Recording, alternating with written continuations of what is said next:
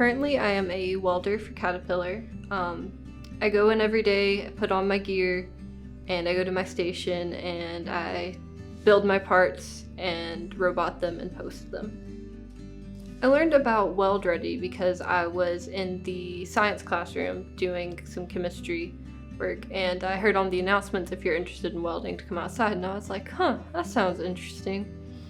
And so I went to the trailer outside, and everybody there was like super nice and cool, and they had this like simulation where there was like almost like a video game, but it was controlled by a welding thing. So it was like your video game controller was the welder, and they had some metal, and you would like do it like that, but you didn't actually weld, and it would tell you if you would pass a weld test based on that.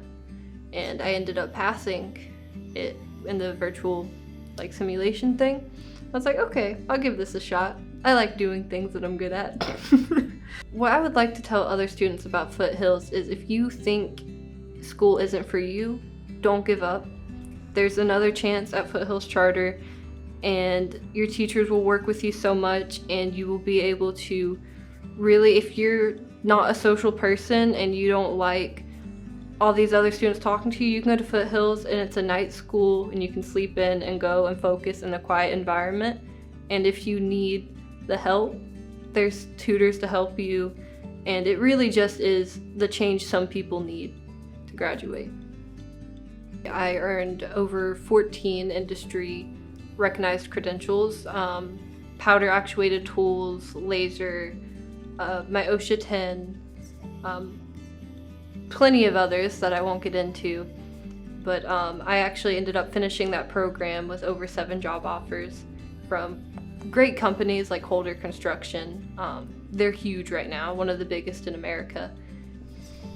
But yeah, learning soft skills definitely helped me in getting a job. I was offered a job from Caterpillar and Kubota immediately after finishing the program. Kubota actually came to me before I even finished it, wanting me to work for them.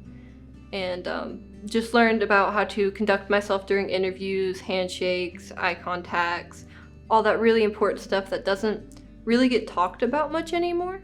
I actually really enjoy welding, which is not something that I thought at all going through high school that I would enjoy, because I always assumed it was like sweaty and hot and dirty and not something for a girl to do. But it really, you get used to it and you start to kind of enjoy certain aspects of it. And for someone that's like very hands-on and kind of like OCD, the just being able to like lay straight beams, I love it so much. My current salary, I make $18.55 an hour, and I have dental, health, vision. 401k is matched. They match every dollar we put in, 6%. Great benefit program. I heard that their insurance is like some of the best. Yeah, I never thought I'd make that much straight out of high school. I make enough to live on my own if I wanted to, and I haven't been through college or anything, and that's great because, you know, standard school is not for me. The standard textbook reading and writing stuff down, it's not for me at all. So the fact that I'm making as much as a college educated student straight out of high school is amazing. It is a field, welding is a field that's primarily dominated by men, but it is not that weird being a female in the field as I expected. There's no prejudice, no sexism, nothing. They're just, especially at Caterpillar, you just accepted into the company. Really the only thing that like affects me is I have to use a stepping stool. Because I'm not as tall as your average man. Caterpillar reimburses you for college, so I plan on actually taking a couple welding and design courses and getting paid back for them, and then starting my own business debt-free.